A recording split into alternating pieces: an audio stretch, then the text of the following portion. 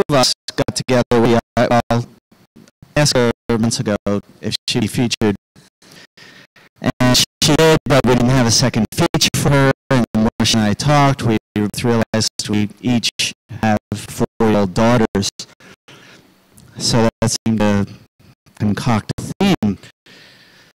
What she doesn't know is that I had been parenting for a while. My oldest child was born in 1973. My last child was born in 2007. And I'm the primary parent for 5.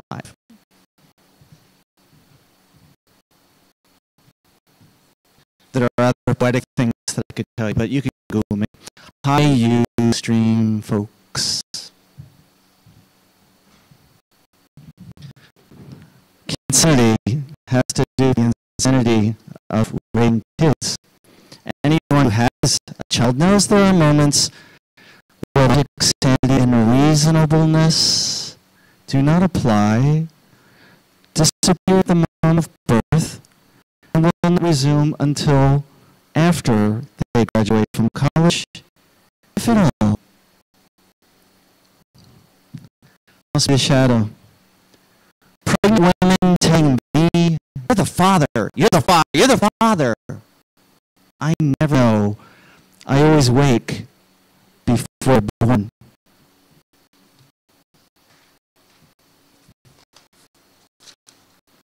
Male single parent. The pipes are cold. Landlord is on his honeymoon. Honeymoon. I remember mine. I was intoxicated with my wife. She was the center of my potter's wheel. We together planned to mold our lives as one, yet with each child we grew apart. 6 winters and 3 mouths later, the fantasy dried like morning dew. Now I parent. I am parent. I raise my sons silently. My day is the rival of any soap opera. Muddling carpet dishes in the sink, mounds of soiled dirt growing, while I sit patiently meeting off-colored socks, entranced some tube to romance, going on till station break. A trail of toys mark their path through my single life, never single, just not plural. I fear becoming a housewife in men's skin. I feel like a way station, testing ground for future leaders to try out their missions of parenting, then leave to find themselves. I may as well have the plague. I am male, single, parent, daily being asked to play mommy or dictionary or hero, and it's hard to have the energy of a 4-year-old every morning. My art department has solved the radiator holds heat. The honeymoon is over. And he said, as the newlyweds settle down to their lives together without diapers.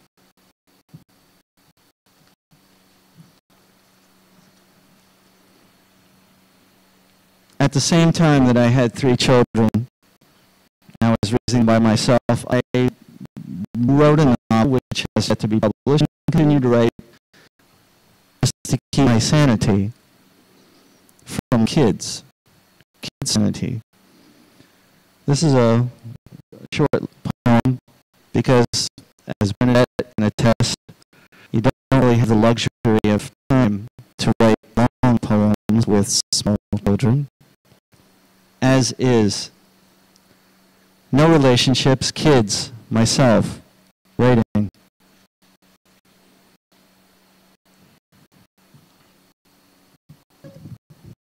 Baby. Make me forget. Make me live and forget.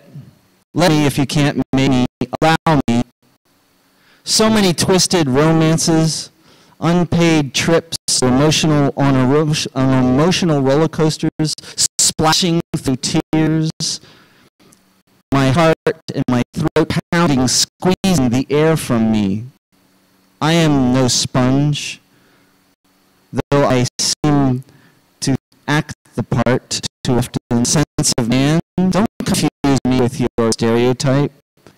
This is no movie Michael Keaton, no fictional Kramer versus Kramer. I breathe this life. I end it. And sons for over 15 years, were the benefactor or prisoners, depending on who's telling the story. Each tale a fraction of the truth, each truth a fraction of the story. I breathe that I am male, alone and underloved, yet forever unwilling to trade wedding vows for the amusement park of parenting that I have built, have lived through. Don't look too deeply. I'm right here. I live my inner child on my skin for all to see and peer through. Make me forget nothing. I could be that way. Actually, fast forward almost 30 years. Tiny pink mountain. Her soft pink mountain moves from beneath in sack hiccuping girl, sips birth water while awaiting the door to crack open. I rub my hand along the mound of flesh, soothing both women with my radio voice. It's gonna be okay, it's gonna be okay, calm down, calm down. The one inside has her own schedule, her own agenda. The one I married complains that her body has been mortgaged without due process. I marvel at this tiny pink mountain, which goes like GIF pop, and soon enough erupts into howls of crying and in need of fresh papers. The cycle I thought was over appears female, Aryan, and determined as a goddess to be. She was born. She noticed the world. The sky, the sun, and the Venetian blinds. My daughter lies on her back transfixed by the sun, the sky, and the Venetian blinds. Her arms in windmill rotation, her breath in search of voice. Observe her tilted body away from TV screen toward nature's live action film we call life. Foreheads, noses. In the morning we touch foreheads and noses. She giggles, laughs aloud, her personally emerging through baby skin, glint in her eye, a corner of her mouth upturned expressively.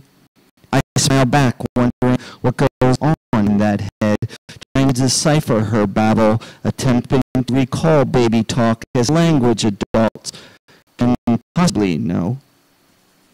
She fights sleep as the sun rises, the air warms, keeping the shadows back, out the window, till without warning, she is lying on her side, eyes closed, sweating, growing.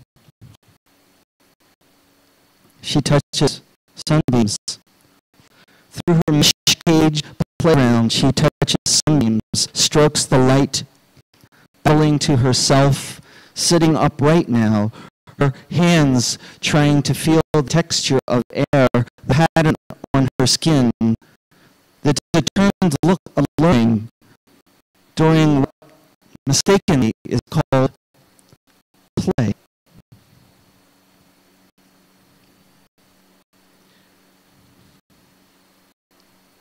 Page after recent page, he consumes roads, rivers, roads, hills, streams, building complexes, and shopping centers, schools, airports, county lines, all in her mouth, sucked into the pulpy wad of mush I extract from the corner of her jaw, while she smiles in satisfaction and rules. No mapmaker is her equal. She makes the world page after moistened page until I toss the entire wrecked topography into trash. She crawls with the bookcase, hungry for more.